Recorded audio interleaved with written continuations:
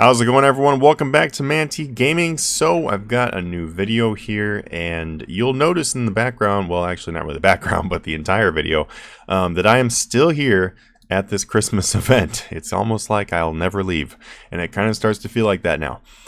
So when looking at this Christmas event, there's a few different things you can do here, and I made a previous video about what all you're able to do at the Christmas event, but I continuously get the exact same question or see the same exact debate back and forth between players of which one is better to do here, summoning or runecrafting. So you can do crafting and smithing in this area over here at the power generator. You can also do some prayer and divination at the far end over here at this obelisk. The only thing is, though, for those four skills, the EXP is nowhere near as fast as it is over here. The EXP for the prayer is okay for some free prayer, but just keep in mind that it's not AFKable because you have to continuously keep the bauble, like the little obelisk icon in the middle, which makes it extremely annoying to try to get any EXP doing that, and in my opinion it would be better just to do something else. Also, with the crafting and the smithing are both much slower than crafting and smithing that you can do outside of this area.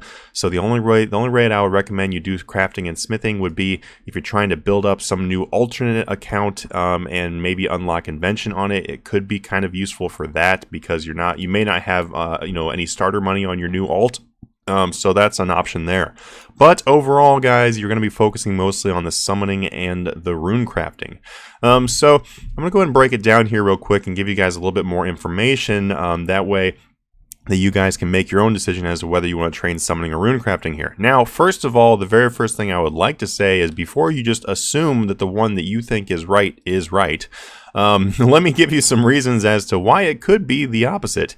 And also, you may be surprised to find out that the answer is actually both. Runecrafting and summoning are both the best thing to do here. Now, how does that work out? Well, it basically just depends on what your current stats are and the situation of your account as to which one is going to be more beneficial. At some point, summoning is going to be better, but at some point, runecrafting is going to be better. So I'm going to go ahead and break it down a little bit, give you a little bit more information. So the first thing you should know, guys, is that when you click on the channel energy rift here, you actually click on the energy rift itself. You're going to be getting some slow EXP that's like every 2.5 seconds or so you're going to get a drop of EXP. As you can see, the EXP going up on my screen. Now, as you see right there, I'm getting 106 per drop, and that's because of the fact that I have some bonus experience, so you are not going to be getting 106 normally. If you have level 99, you're going to get just over 50 per drop, which is really nice.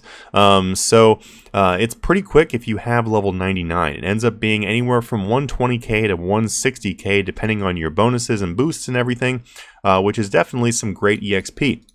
Now let's go ahead and break it down and see what it looks like for a lower EXP, for a lower level though.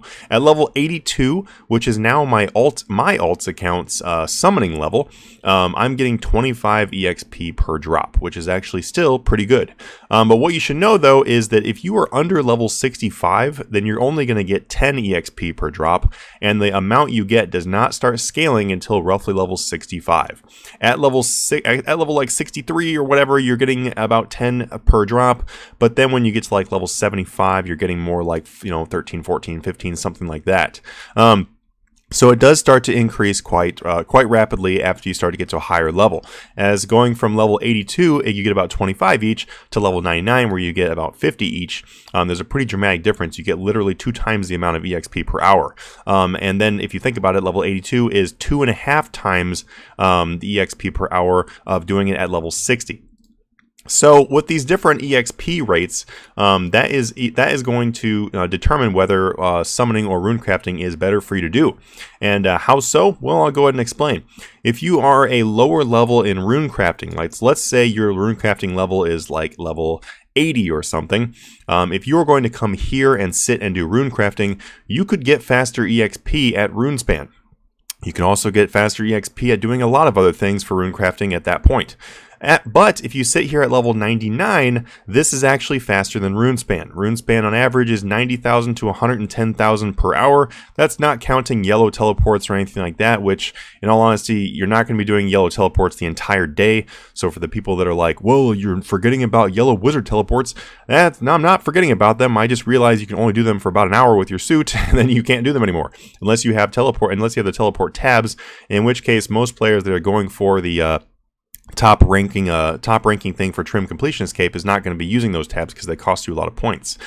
So just your average grinding EXP is going to be less than the EXP here.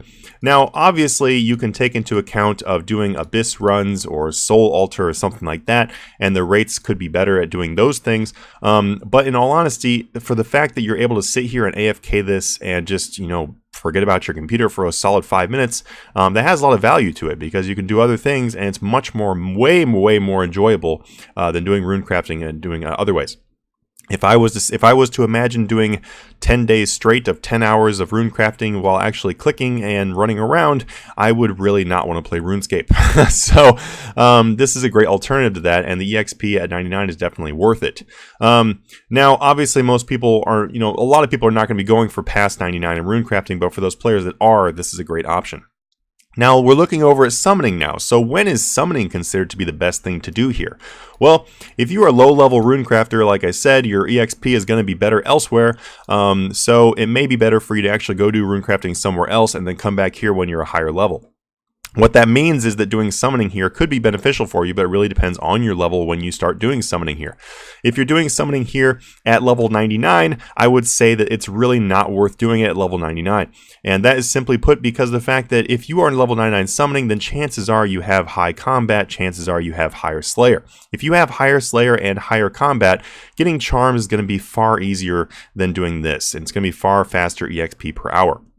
And also, if you save up your charms for double experience weekend, it's going to be massively faster. The EXP per hour while doing summoning on double experience weekend is equal to about 12 million to basically 12 million and higher EXP per hour, and that is by using a Taverley deposit box and doing the Taverley deposit box trick. So if you are already level 99 summoning and you don't really need to unlock anything new, then I would highly recommend you don't train summoning here because doing it during double experience is going to be far better.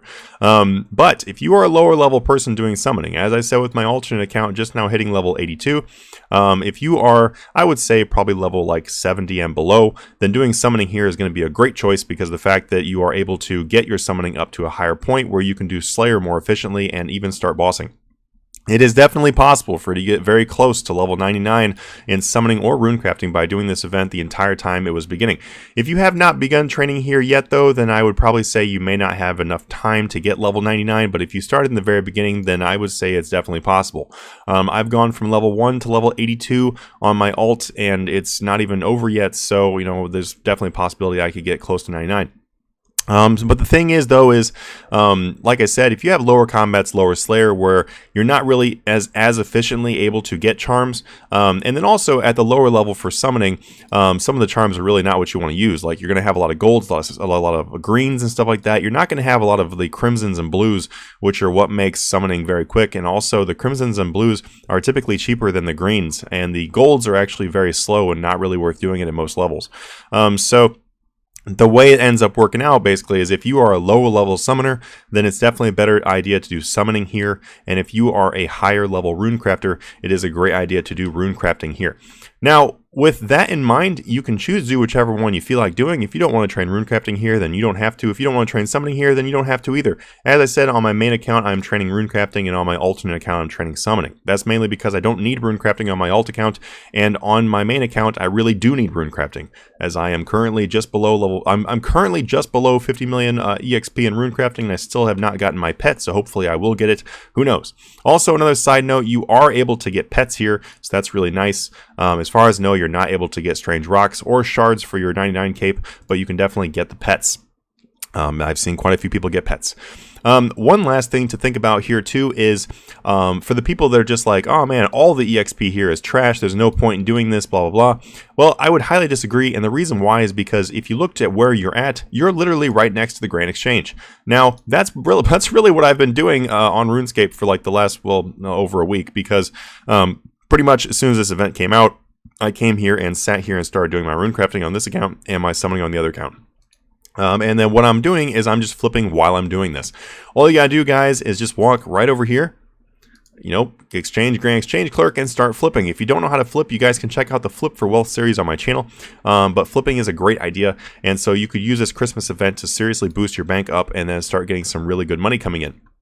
Another great thing to remember too while you're doing this is that you are close enough. If you stand right here roughly, and then you click on the Energy Rift, and you start doing the Runecrafting or summoning right here, you can actually use bank standers. So if you guys don't know what bank standers are, they are an invention item that randomly explodes as long as you are close to the bank, and they will give you a whole bunch of components. So it would be a great idea actually if you have bank standers unlocked to make a few hundred bank standers or so, or however many you can make before you come over here and start doing this, because you can literally go through all of your bank standers while you're doing this, which actually will give you quite a few good components and everything as you're doing this as well.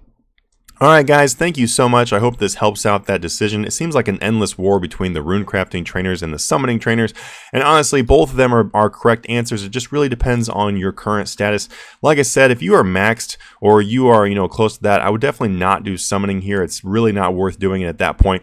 If you look at my summoning EXP, just to look here real quick, I have 78.8 million summoning EXP, and then my Slayer EXP, it's right here, is only 32.5 million. So I have more than twice as much summoning as I do Slayer, which I mean honestly tells you, as long as you're choosing, skipping the task you should be skipping, preferring the task you should be preferring, you're going to have more than enough of the charms in order to be able to get your summoning to 200 million way before you get your Slayer to 200 million.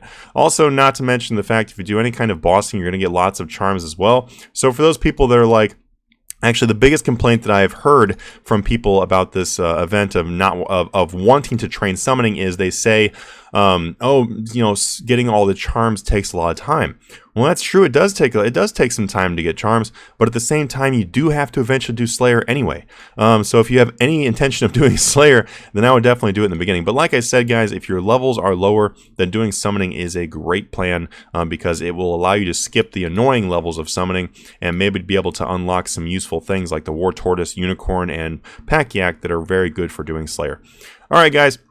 Thank you so much for watching this video. Like always, hit the like button, leave a comment below about what you think about this current Christmas event. And then also, if you are not a subscriber, please subscribe if you would like to. And I will see you guys in the next video. Thank you so much. Have a great one.